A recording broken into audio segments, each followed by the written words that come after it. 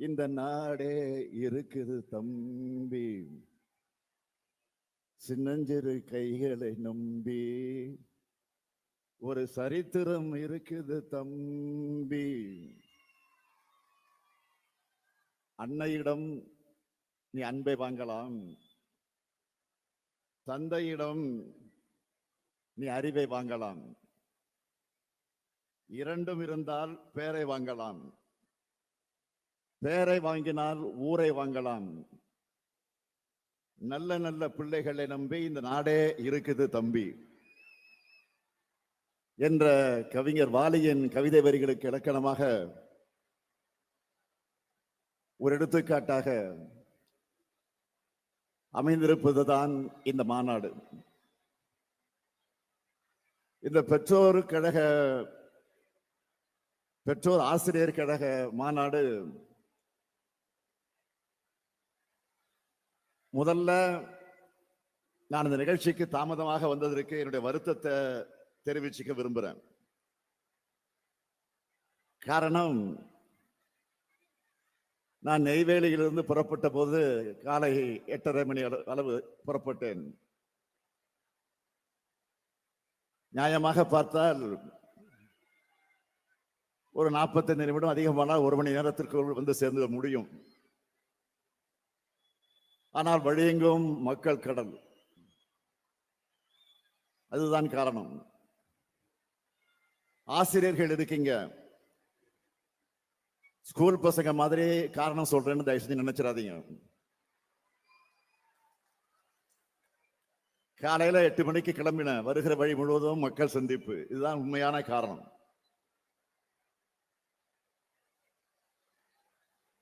தமிழ்நாடு பெற்றோராசிரியர் கழகத்தின் சார்பில் நடைபெறும் பெற்றோரை கொண்டாடுவோம் என்ற மாநாட்டினுடைய தலைவராக வரவேற்புரை ஆற்றியிருக்கக்கூடிய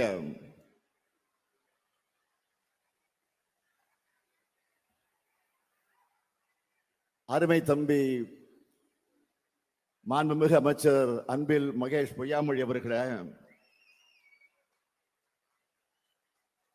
நிகழ்ச்சியில பங்கேற்று சிறப்பித்துக் கொண்டிருக்கக்கூடிய மாண்புமிகு அமைச்சர் பெருமக்கள் முனைவர் பொன்முடி அவர்களே, MRK பன்னீர்செல்வம் அவர்களே, கணேசன் அவர்களே, சிவசங்கர் அவர்களே, நாடாளுமன்ற உறுப்பினர் விஷ்ணு பிரசாத் அவர்களே, சட்டமன்ற உறுப்பினர்கள் திரு ராதாகிருஷ்ணன் அவர்களே, திரு ராஜேந்திரன் அவர்களே, திரு ஐயப்பன் அவர்களே, பெற்றோர் ஆசிரியர் கழகத்தினுடைய மாநில துணைத் தலைவர் திரு முத்துக்குமார் அவர்களே, பாடநூல் கழகத்தினுடைய தலைவர் திரு லியோனி அவர்களே, முதன்மை செயலாளர் திரு சந்திரமோகன் IAS அவர்களே, மேலாண்மை இயக்குனர் திரு சங்கர் IAS அவர்களே, மாவட்ட ஆட்சித்தலைவர் திரு சிவி ஆதித்யா செந்தில்குமார் IAS அவர்களே, பள்ளி கல்வித்துறையினுடைய இயக்குநர்களே, உள்ளாட்சி அமைப்புகளின் பிரதிநிதிகளே, அரசு உயர் அலுவலர்களே, பேரன்பிற்குரிய ஆசிரியர் பெருமக்களே, என்னுடைய அன்பிற்கினிய மாணவ செல்வங்களே, தாய்மார்களே, பெரியோர்களே,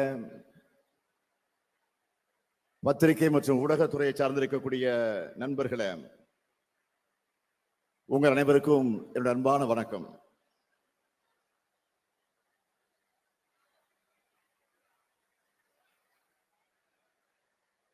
என் மனசுல இப்ப என்ன தோணுதுன்னா, இப்படியே பேசாம முகத்தையே பார்த்து கொண்டிருக்க வேண்டும் என்ற ஆசை எனக்கு வந்திருக்கு.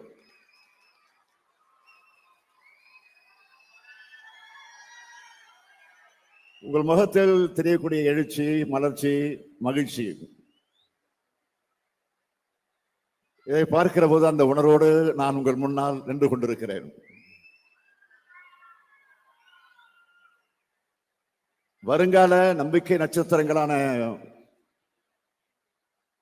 மாணவ கண்மணிகளை வார்ப்பித்தும் வளர்த்தெடுத்தும் வர பெற்றோரையும் ஆசிரியர்களையும் வணங்குகிறேன், வாழ்த்துகிறேன், பாராட்டுகிறேன். அம்மா, அப்பா, ஆசிரியர் தெய்வம்னு சொல்லுவாங்க. கல்வி எனும் முதன்மை பொருளை கற்பிக்கும் அன்னை, தந்தை, ஆசிரியர் கூடியிருக்கக்கூடிய மாநாடு இது. நீங்க மொத்தமா கூடியிருக்கிறது இதுவரை தமிழ்நாடு பார்க்காத காட்சி.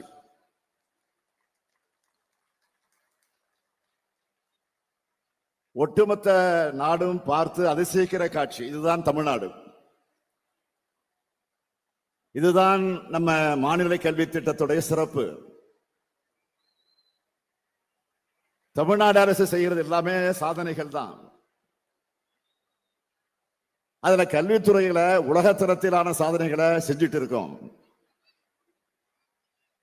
அந்த வரிசையில இதுவும் சாதனை மாநாடா அமைஞ்சிருக்கு.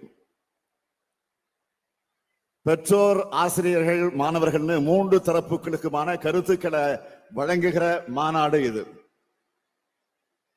இதுல ஆசிரியரும் இல்ல, நான் ஆசிரியரும் இல்ல, மாணவனும் இல்ல. பெற்றோரே, நான் உங்களின் ஒருவன்.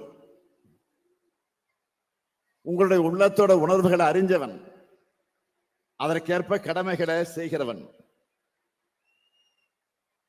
நம்ம திராவிட மாடல் அரசை பொறுத்த வரைக்கும் பள்ளிகளை உருவாக்கணும், மாணவர்களை சேர்த்தோம், படிக்க வச்சோம், மதிப்பெண் வாங்க வச்சோம், வெளியில அனுப்பணும். இதோட பள்ளி கல்வித்துறையோட கடமை முடிஞ்சிட்டதா யாரும் நினைக்க வேண்டிய அவசியம் இல்லை. ஒவ்வொரு மாணவ மாணவியரும் தமிழ்நாட்டினுடைய சொத்து என்கிற அந்த நினைப்போடு அவங்களை வளர்த்துட்டு வரோம்.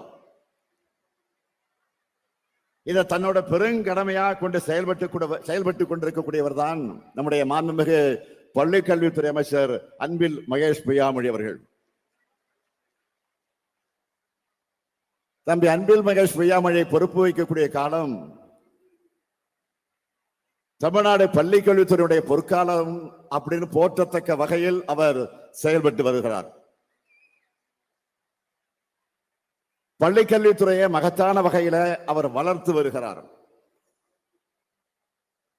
பள்ளி கல்வியை இந்தியாவினுடைய 2ஆம் இடத்தை நோக்கி உயர்த்தி இருக்கிறார்.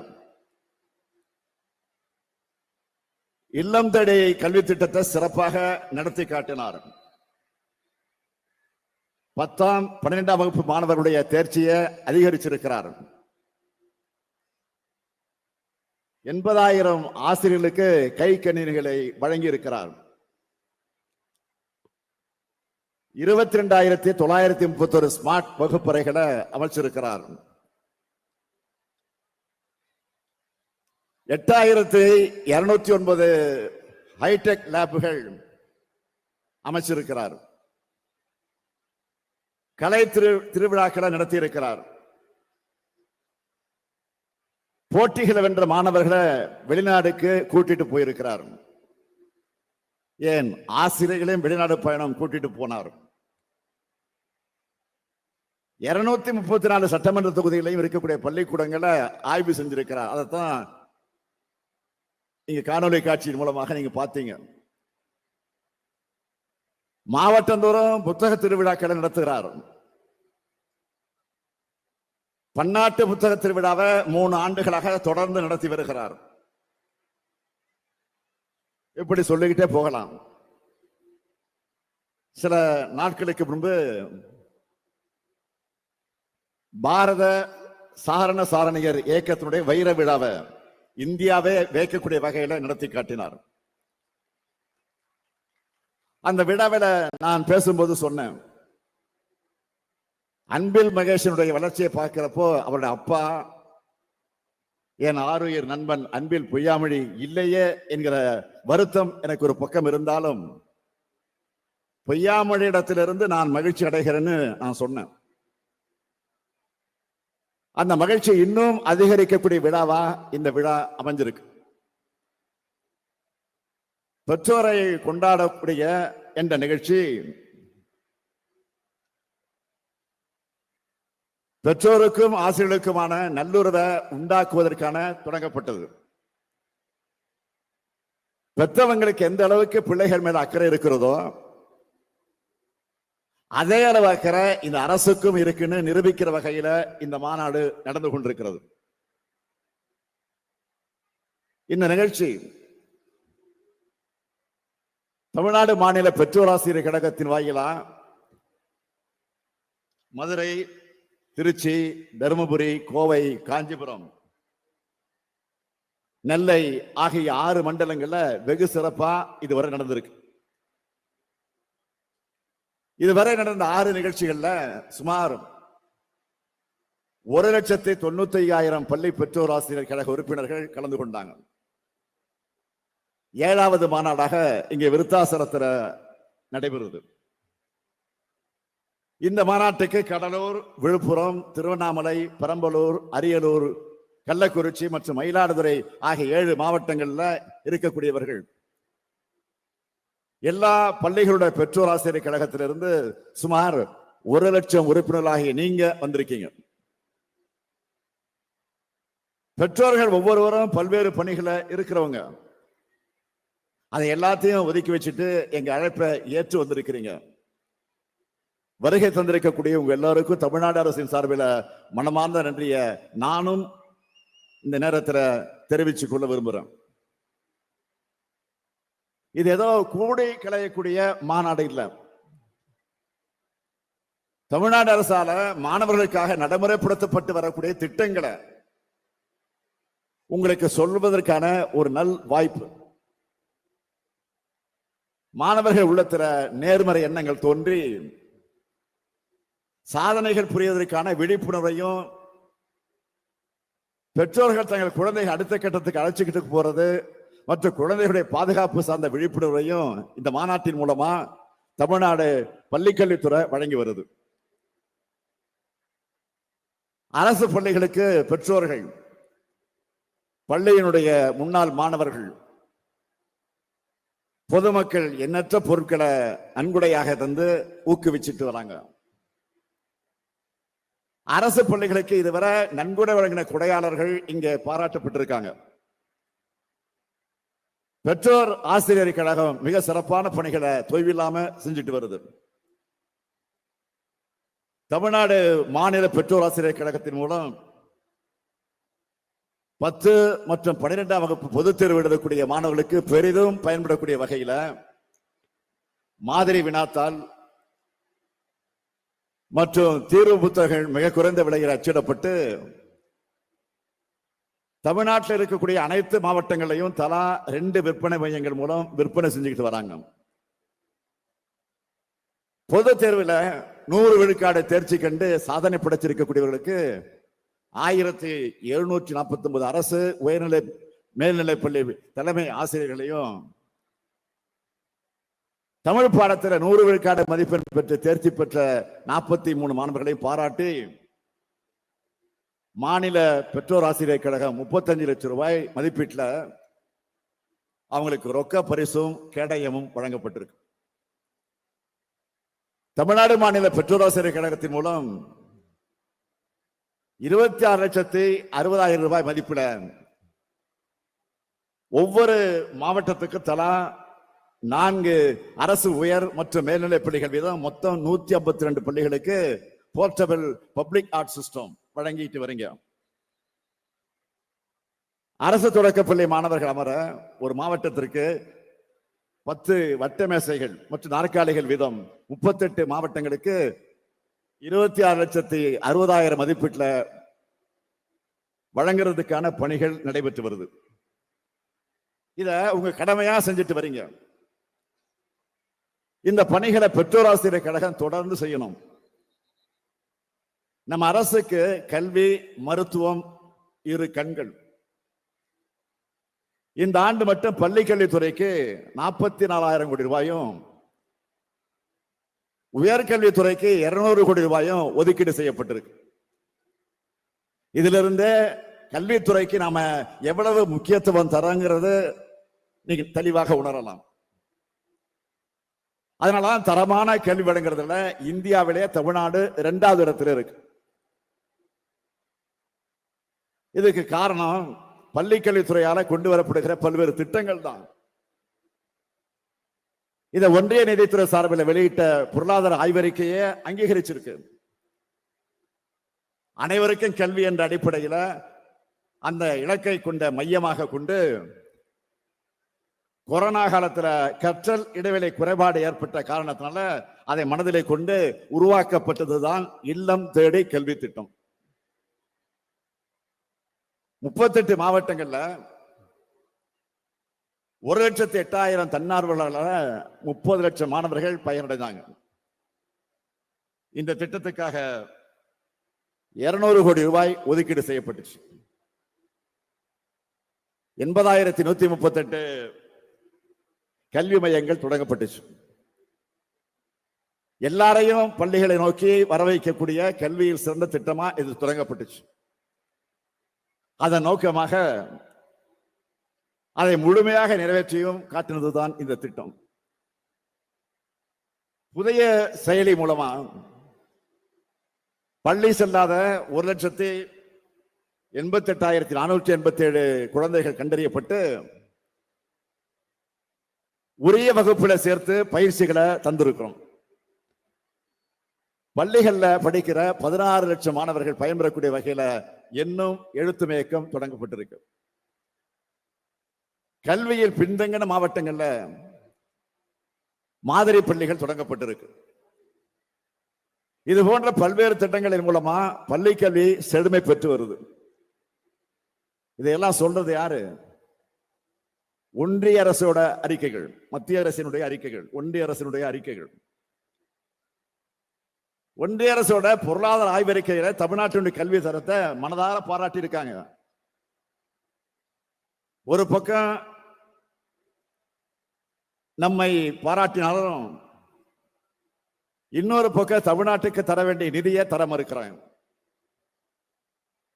ஒன்றிய அரசு 2,152 கோடி ரூபாயை தமிழ்நாட்டுக்கு தராம நிறுத்தி வச்சிருக்காங்க. இது 43 லட்சம் பள்ளி குழந்தைகளுடைய நலனுக்காக செலவு செய்ய வேண்டிய தொகை. தேசிய கல்விக் கொள்கையை ஏத்துக்கலன்னு தமிழ்நாட்டுக்கு தர வேண்டிய நிதியை தர மறுக்கிறாங்க.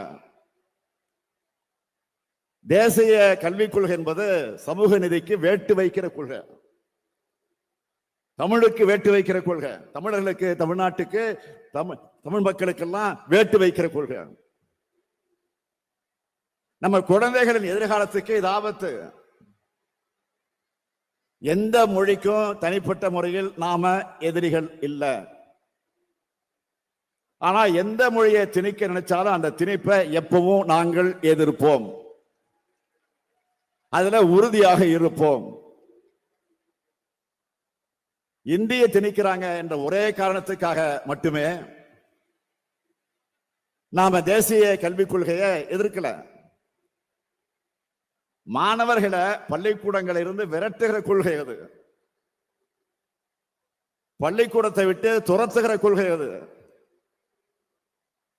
அதை பெற்றோர்களுக்கு, ஆசிரியர்களுக்கும் உணர்த்தி இருக்கிறோம், தொடர்ந்து உணர்த்துவோம். ஒன்றிய அரசின் கொள்கையால என்னென்ன பாதிப்பு வரும் என்பதை சிலவற்றை மட்டும் சொல்றேன். நாம கடைபிடிக்கிற சமூக நீதி கொள்கையை நீர்த்து போக செய்வது, பட்டியலின, பழங்குடியின, இதர பிற்படுத்தப்பட்ட மக்களுக்கு இப்ப உதவி தொகை தர்றோம். இத ஒன்றிய அரசின் திட்டம் மறுக்குது. 3ஆம் வகுப்புல பொது தேர்வு, 5ஆம் வகுப்புல பொது தேர்வு, 8ஆம் வகுப்புல பொது தேர்வுன்னு வச்சு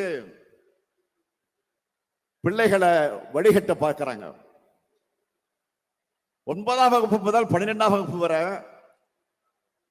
செமஸ்டர் தேர்வு முறையை கொண்டு வர போறாங்க. அதாவது ஆல் இந்தியா எக்ஸாம் போல நடக்கும்.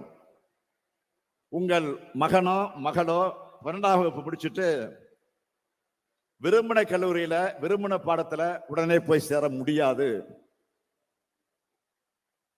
இப்ப மருத்துவக் கல்லூரிகளை சேர நீட் தேர்வு வைக்கிறது போல பொறியியல் படிப்புக்கும் ஆர்ட்ஸ் காலேஜுக்கும் தேர்வு வச்சுதான் எடுப்பாங்க. இதை அந்த கல்லூரி நடத்தாது, தேசிய அளவில் தேர்வு ஏஜென்சி தான் நடத்தும். இதை விட கூடும் என்ன தெரியுமா? 10ஆம் வகுப்பு முதல் பட்டப்படிப்பு வர படிப்பை தொடர விரும்பாத மாணவர்கள் அவங்களாகவே வெளியேறலாம்னா சொல்றாங்க. நான் கேட்கிறேன், இப்படி சொல்றத படிக்காம போ அப்படின்னு விரட்டுறதுக்கு சமமா இல்லையா? 6ஆம் வகுப்பு முதல் தொழில் கல்விங்கிற பேர்ல குலக்கல்வி திட்டத்தை அறிமுகப்படுத்த போறாங்க. குலத்தொழில் ஜாதி தொழில் மனுநீதி சொல்ற அநீதியை தொடராம படிச்சு முன்னேற நினைக்கிறவங்களை மீண்டும் அதை நோக்கி தள்ள பார்க்கிறாங்க. இதையெல்லாம் பார்த்துத்தான் தேசிய கல்விக் கொள்கையை ஏற்க மாட்டோம்னு உறுதியா சொல்றோம். இந்த திட்டத்துல கையெழுத்து போட்டாதான் 2000 கோடி ரூபாய் கிடைக்கும். 10,000 கோடி ரூபாய் பணம் கிடைக்கும் சொன்னாலும் நாங்கள் கையெழுத்து போட மாட்டோம்.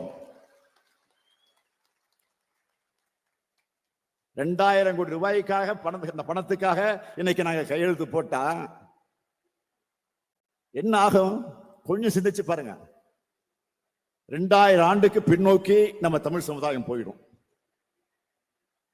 அந்த பாவத்தை இந்த முத்துவேல் கருணாநிதி ஸ்டாலின் ஒருபோதும் செய்ய மாட்டான். இங்கு வந்திருக்கக்கூடிய பெற்றோரை, குறிப்பா தாய்மார்களை கேட்கிறேன், உங்க குழந்தைகளோட திறமை வளரணுமா இல்ல 3வது மணி திணிக்கப்பட்டு ஒவ்வொரு வகுப்பிலையும் படிப்பு தடைபடணுமா? நம்ம குழந்தைகளை திறமை வளரணும்னு தானே நினைப்பீங்க? இன்னும் தெளிவா சொல்றேன், நாம் எந்த மொழிக்கும் எதிரி அல்ல. இந்தி மொழியும் நமக்கு எதிரி அல்ல. அதை யாரு விரும்புறாங்களோ அவங்க இந்தி பிரச்சார சபாவில் போய் அல்லது கேவி பள்ளியிலோ இல்ல வேற வகையிலோ படிக்கிறத தமிழ்நாடு ஒருபோதும் தடுத்ததில்லை, தடுக்க போவதும் இல்லை. ஆனா இந்திய எங்க மேல திணிக்க நினைக்காதீங்க. திணிக்க நினைச்சா தமிழர் என்றொரு இனம் உண்டு, தனியே அவருக்கு ஒரு குணம் உண்டு என்பதை தமிழ்நாடு காட்டிவிடும். இருமொழி கொள்கையாளர் தமிழ்நாட்டு மாணவர்களுடைய திறமை எந்த அளவுக்கு வளர்ந்திருக்கு என்பதை உலகம் முழுக்க வாழக்கூடிய தமிழர்கள் நிரூபிச்சுட்டு இருக்காங்க. ஒன்றிய கல்வி அமைச்சர் கேட்கிறாரு, எல்லா மாநிலங்களும் மும்மொழி கொள்கையும் தேசிய கல்விக் கொள்கையும் ஏத்துக்கிட்ட நிலையில தமிழ்நாடு மட்டும் ஏன் ஏத்துக்கல அப்படின்னு கேட்கிறாரு. அவருக்கு நான் சொல்றேன், இது தமிழ்நாடு. உயர்தனை செம்மொழிய தாய்மொழியாக கொண்ட பெருமைக்குரியவர்கள் தமிழர்கள். எங்கள் உயிரை விட மேலாக தமிழை மதிக்கிறவங்க நாங்க. எங்கள் மொழியை அழிக்க எந்த ஆதிக்க மொழியை நினைச்சாலும் அதை அனுமதிக்க மாட்டோம். இந்தியாவுடைய குடியரசு துணைத் தலைவர் ஒரு கருத்தை நேற்று நாளிதழில் வெளியிட்டிருக்கிறார். அவர் சொல்லுகிறார், ஒரு நிலத்தை கைப்பற்றுவதற்கு அதன் கலாச்சாரத்தை பின்னுக்கு தள்ளி மொழியை அழிப்பதே சிறந்த வழின்னு சொல்லி இருக்கிறார். அவர் பழைய வரலாற்றை சொன்னாலும் அது தமிழ்நாட்டுடைய புதிய வரலாறா கொடிய வரலாறா ஆகிடக்கூடாது என்பதற்காகத்தான் போராடுகிறோம். இன்று நேற்றல்ல, 85 ஆண்டுகளுக்கு மேலாக திராவிட இயக்கம் போராடிக்கிட்டு இருக்கு. இந்தியாவில் கடந்த 75 ஆண்டுகள்ல ஏறத்தாழ 52 மொழிகள் அழிவினுடைய விளிம்புக்கு போயிருக்கு. இந்தி பெல்ட் என்கிற மாநிலங்களில் மட்டும் கிட்டத்தட்ட 25 மொழிகள் அழிஞ்சிருக்கு. தாய்மொழியை இழந்து இந்திய ஆதிக்கத்திற்கு பலியான மாநிலங்கள் இப்பதான் மெல்ல மெல்ல விழிப்புணர்வு அடைஞ்சிட்டு இருக்கு. அதுக்கும் தமிழ்நாடு தன் தாய்மொழியான தமிழை தற்காத்துக் கொண்டதுதான் காரணம். தமிழ்நாட்டினுடைய மொழிக் கொள்கை இன்று இந்தியாவுடைய ஒவ்வொரு மாநில மொழிகளையும் காக்கிற கொள்கையா மாறிக்கிட்டு இருக்கு. நிதியே கொடுங்கன்னு நாம கேட்டா தமிழ் மீது பிரதமர் அக்கறை கொண்டிருக்கிறார்னு ஒன்றிய அமைச்சர் சொல்றாரு. அவங்களோட அக்கறை தமிழுக்கு என்ன செஞ்சிருக்கு? ஒரு சின்ன சாம்பிள் சொல்றேன் உங்களுக்கு, நல்லா கேளுங்க. சமஸ்கிருத மொழி வளர்ச்சிக்கு ஒன்றிய அரசு ஒதுக்கின நிதி எவ்வளவு தெரியுமா? 1488 கோடி ரூபாய். சமஸ்கிருத மொழிக்கு 1488 கோடி ரூபாய். அந்த மொழியை பேசுறவங்க இந்த நாட்டில் சில ஆயிரம் பேர் தான். 8 கோடி மக்கள் பேசுற நம் தமிழ் மொழி வளர்ச்சிக்கு ஒதுக்கின நிதி எவ்வளவு தெரியுமா? வெறும் 74 கோடி ரூபாய். இதுதான் நீங்க தமிழை வளர்க்கிற லட்சணமா? நான் உங்களுக்கு உறுதி கொடுக்கிறேன், தமிழ்நாடு பள்ளி கல்விக்கான நிதியை ஒன்றிய அரசு வழங்கவில்லை என்றாலும் ஒருங்கிணைந்த பள்ளி கல்வி திட்டத்தின் கீழ் மாநிலத்தில் செயல்படுத்துகிற திட்டங்கள் எதையும் நிறுத்தாம அவற்றை தொடர்ந்து நாங்கள் செயல்படுத்துவோம். அது உறுதி. திராவிட கருத்தியல் கொள்கையால் தான் நாம் இன்றைக்கு இத்தனை பெரிய வளர்ச்சியை பெற்றிருக்கிறோம். இந்த சாதனைகள் தொடர்ந்து தமிழ்நாடு மேலும் மேலும் வளர்ச்சி அடையணும்னா நம்ம குழந்தைகள் மன வலிமை உள்ளவர்களாக, உடல் வலிமை உள்ளவர்களாக, அறிவு மேம்பாடு கொண்டவர்களாக வளரணும். அவங்களை எல்லா விதங்களையும் திறன் கொண்டவர்களாக மாற்றணும். தனி திறமை கொண்டவர்களாக உயர்த்தணும். அதுக்காக தான் என் கனவு திட்டமான நான் முதல்வன் திட்டம் செயல்பட்டு வருது. அதை எல்லாரும் பயன்படுத்திக்கணும். நான் உங்களுக்கெல்லாம் வைக்கிற ஒரு வேண்டுகோள், கல்வியில் மட்டுமல்ல ஒழுக்கத்திலையும் சிறந்தவங்களாக மாணவர்களை உருவாக்க வேண்டியது பெற்றோர்கள், ஆசிரியர்கள் ஆகிய உங்க தரப்பினருடைய கடமை, இரு தரப்பினுடைய கடமை. பெற்றோர்கள் தான் குழந்தையினுடைய முதல் ஆசிரியர்கள். ஆசிரியர் தான் குழந்தையினுடைய இரண்டாவது பெற்றோர்கள். இதை உணர்ந்து மேல உற்சாகமாக செயல்படுங்க. உங்களுக்கு உறுதுணையாக உங்களில் ஒருவனாக நான் இருப்பேன். நம்ம திராவிட மாடல் அரசு இருக்கும் இருக்கும் இருக்கும் என்று உறுதி கூறி விடைபெறுகிறேன். நன்றி, வணக்கம்.